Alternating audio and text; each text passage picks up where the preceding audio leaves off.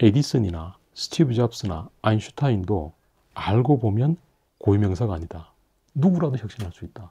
많은 혁신적이라고 하는 기술들은 그 누군가가 던진 최초의 질문들의 결과입니다. 서울대학교에서 기술, 경영, 경제정책 전공 분야를 담당하고 있는 이정동이라고 합니다. 반갑습니다.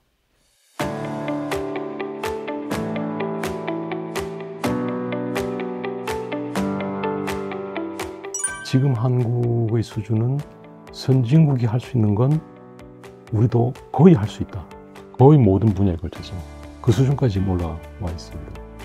이제 우리가 스스로 벤치마크가 되고 우리가 스스로 모범이 되는 그 길로 가야 한다.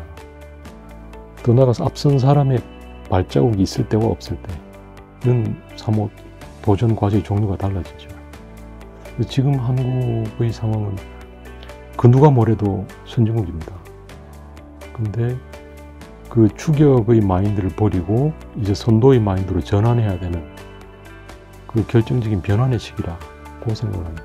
많은 시도를 해보고 많은 꿈을 꾸고 많은 시도를 해보고 선택하고 전수만 하고 확산시킬 수만 있다면 그 누구라도 혁신을 만들어낼 수 있다. 세상을 깜짝 놀라게 하는 혁신을 만들어낼 수 있다.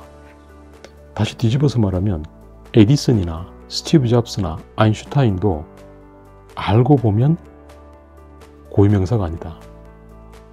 그런 변화의 와중에 있었던 그저 보통 명사일 거다. 누구라도 혁신할 수 있다. 단 많은 변이, 올바른 선택, 그리고 전수 확산만 할 수 있다면 그 메커니즘을 지지하는 환경을 가진 국가가 기술 선진국입니다. 반대로 그 메커니즘을 지지하지 못하는 국가는 남이 만들어 놓은 개념 설계를 끊임없이 수입하고 익히고 충실히 따라하는 걸로 만족할 수밖에 없을 것이다. 그렇게 생각합니다. 실수 없이 빠르게 개념 설계를 받아와서 베스트 팔로워로서 성공하는 것만 잘해도 3만 불이 될 수 있다는 걸 보여준 유일한 국가가 대한민국입니다. 우리를 이까지 밀어올렸던 그 성공의 방정식이 우리에게 그림자로 작용을 하는 것이죠. 그러니까 나쁜 그림자였다기보다 긍정적으로 딛고 나가야 될 그런 계단 중에 한 계단이 된 것 아닌가? 이런 생각을 합니다. 혁신의 실패로 인한 부담, 그 부담으로부터 자유로울 수 있는 안전망이 잘 갖춰져 있는 사회일 때 많은 혁신들이 일어나지 않겠습니까? 지금 해야 될 일은 성공적으로 지금까지 온 대한민국이 다음 단계로 가기 위해서 국가적인 모든 공감대와 합의가 필요한 것 같아요. 최초의 질문, 도전적 과제라고 하는 것은 내가 혹은 우리가 갖고 있는 꿈과 비전, 희망, 소망 이런 것들이 최초의 질문이다라고 저는 생각을 합니다.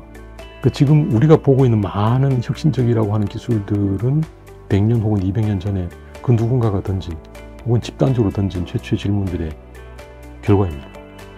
생성형 인공지능 40에서 50년대 사이에 일군의 사람들이 던진 질문으로부터 출발을 합니다. 기계가 인간처럼 사고할 수 있을까?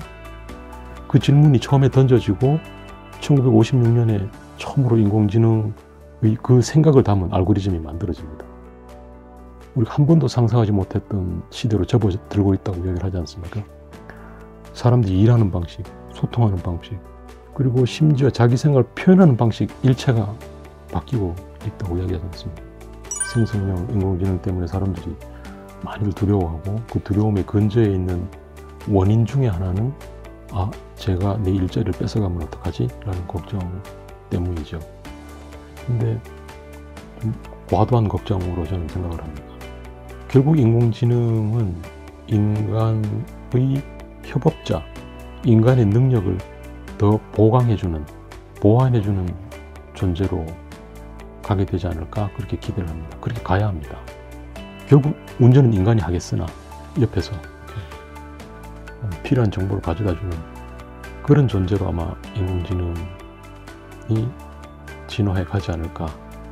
새로운 걸 뭔가 만들고 싶을 때는 반드시 시행착오가 필요하다고 이야기를 하지 않았습니까? 그 시행착오를 결정적으로 줄여줄 수 있는 게 인공지능입니다. 챗GPT에게 물어보면 대답을 더 잘해주기 때문에 그 지식을 전수하는 것이 이제 의미가 없다라는 데 대해서는 더 이상 말할 필요가 없는 것 같습니다. 그렇다면 남은 일이 뭐냐? 남은 일은 질문을 던지는 것이다. 학생이 질문을 던지도록 만들어주는 것이다. 근데 질문은 왜 던지는 거냐? 질문의 원천은 어디 있는 거냐? 질문의 원천은 본인만이 갖고 있는 자기 색깔을 반영한 비전과 꿈, 희망, 소망이 있을 때 질문이 나오는 것입니다. 그럴 때 장르가 열리는 것이다. 그래서 우리 사회가 다 같이 힘을 모아서 특히 그 젊은 인재들이 마음속에 품고 있는 그 질문을